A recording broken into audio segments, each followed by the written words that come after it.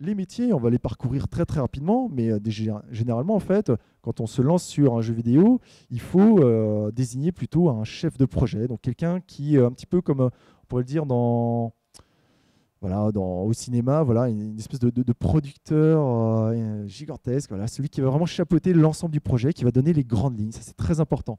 Donc lui, en fait, va vraiment driver l'ensemble de l'équipe et il va orchestrer toutes les étapes de création. En dessous, on a également le producteur. Alors lui, il va vraiment étudier la faisabilité et puis surtout étudier le marché, savoir est-ce que le jeu peut facilement se commercialiser, quel type de public il faut cibler, est-ce qu'il faut plutôt partir sur une thématique ou sur une autre en fonction voilà, justement de cette étude de marché. Donc ça, c'est quelque chose voilà, qui est très régulier. Alors, il ne faut pas oublier que en fait, le jeu vidéo, c'est aussi avant tout une industrie. Voilà, donc du coup, forcément, on ne peut pas se permettre comme ça de produire, de passer beaucoup de temps avec des salariés et puis de faire un jeu puis qui finalement qui ne se vendra pas. Donc là, il faut vraiment bien étudier cette partie-là en amont. C'est essentiel. Suite à ça, on a en fait ensuite un rôle qui est prédominant, celui qu'on appelle le game designer. Donc le game designer, en fait, entre guillemets, c'est un petit peu le réalisateur du jeu, hein, au même titre qu'un réalisateur de film. Donc lui, en fait, il va vraiment inventer donc l'ensemble du concept, toute la mécanique du jeu. Voilà, donc vraiment pour bien réfléchir aussi à toute sa prise en main. Donc voilà, l'idée du game designer, c'est vraiment de faire en sorte que le game design, hein, le gameplay, soit le plus attractif possible. Dans certaines équipes, pas dans toutes, il peut y avoir aussi des scénaristes qui, eux, seront chargés en fait de raconter une histoire, de vraiment d'écrire une histoire au sein d'un jeu. Donc bon, il y a des jeux très basiques type FPS, voilà, on le voit tout de suite qu'il n'y a pas vraiment de scénario élaboré, mais il y a d'autres jeux où le scénario est vraiment très très bien épluché et voilà. Donc là, souvent, c'est l'intervention d'un scénariste à part entière, quoi. Ensuite, un autre métier que vous connaissez sans doute moins, c'est celui qu'on appelle le level designer. Donc en fait, un level designer, lui, va vraiment imaginer tous les niveaux qu'on peut retrouver dans un jeu vidéo. Donc vraiment, il va essayer d'imaginer les pièges, les trappes, l'emplacement de certaines zones, peut-être des murs, etc., auxquels votre personnage va être confronté. Donc ça, c'est quelque chose qui est assez difficile parce qu'il faut vraiment pouvoir cartographier l'ensemble du jeu vidéo.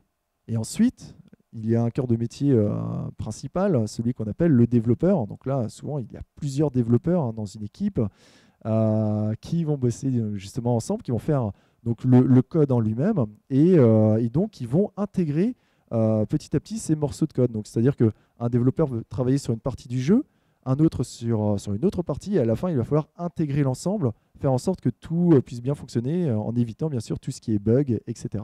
Vous avez aussi le directeur artistique. Donc le directeur artistique, lui, c'est celui qui va vraiment driver l'ensemble des infographistes. C'est-à-dire que c'est lui qui va désigner, ben voilà, moi je veux un univers style steampunk par exemple. Voilà, donc je veux des pièces plutôt cuivrées, voilà, avec des univers un petit peu à la Jules Verne, etc. Donc tout de suite, c'est lui qui va imposer vraiment un thème que les infographistes vont devoir respecter à la lettre.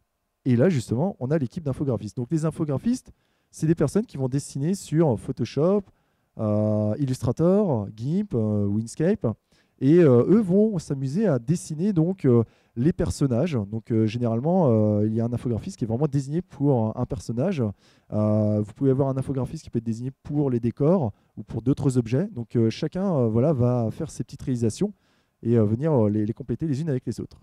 Et lorsqu'on arrive sur des jeux en 3D, il y a également une partie animation.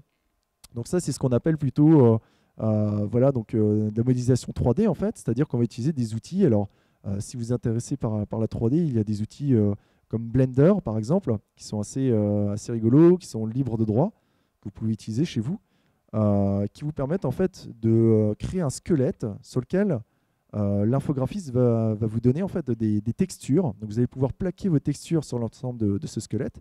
Et une fois que vous avez généré comme ça un personnage, vous allez pouvoir ensuite l'animer. Donc là, l'animation, c'est quelque chose d'assez long. C'est ce qui rejoint aussi ce qu'on appelle le motion design. Donc motion qui vient de l'anglais mouvement. Donc vraiment essayer de réfléchir au déplacement d'un personnage. Par exemple, quelqu'un qui serait peut-être un petit peu robé, bah, il pourrait marcher d'une façon un peu plus pâteau, disons, et puis un petit maigre, voilà, lui sera peut-être un peu plus nerveux, etc. Donc vraiment essayer d'imaginer voilà, comment le personnage va évoluer au sein de son univers. et un métier que je trouve très très rigolo. Vraiment, ça c'est assez amusant à le faire, à essayer de pratiquer chez soi.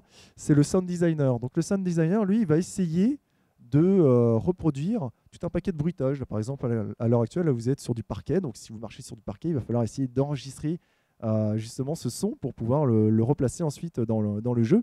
Et souvent, pour beaucoup de bruitages, en fait, il va utiliser des choses un peu improbables. Là, je ne sais pas si on voit bien sur la photo, mais en gros, ici, le sound designer ici, utilise une boule de bowling sur une grosse plaque de béton, hein, ce qui va donner quelque chose d'assez pesant, assez lourd, et qu'on pourrait réutiliser dans le jeu vidéo, justement, au moment où il y a une grosse pièce qui tombe, etc., quoi.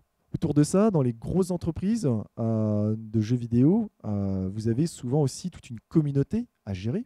Il va falloir essayer de commercialiser au maximum.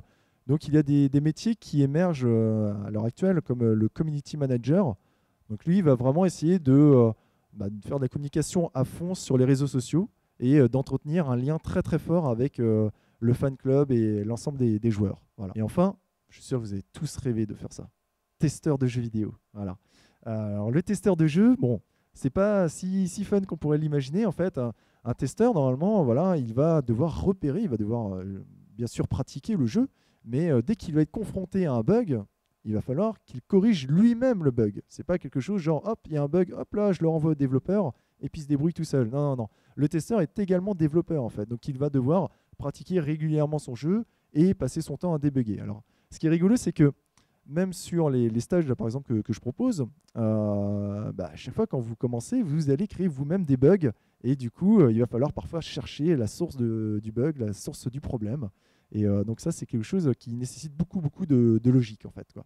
Le nouveau métier, bon, qui est très rare, mais voilà. Je l'ai mis ici parce que j'ai beaucoup de jeunes qui m'en parlent. Voilà, c'est comment on peut faire pour être un PGM. Alors, un PGM, ouais, c'est quelque chose d'assez difficile, bien sûr. Il faudrait pouvoir pratiquer pendant longtemps et être un véritable champion derrière les manettes. Voilà. Voilà, voilà. Donc là, ça, c'était un petit parcours sur l'ensemble en fait, des métiers des jeux.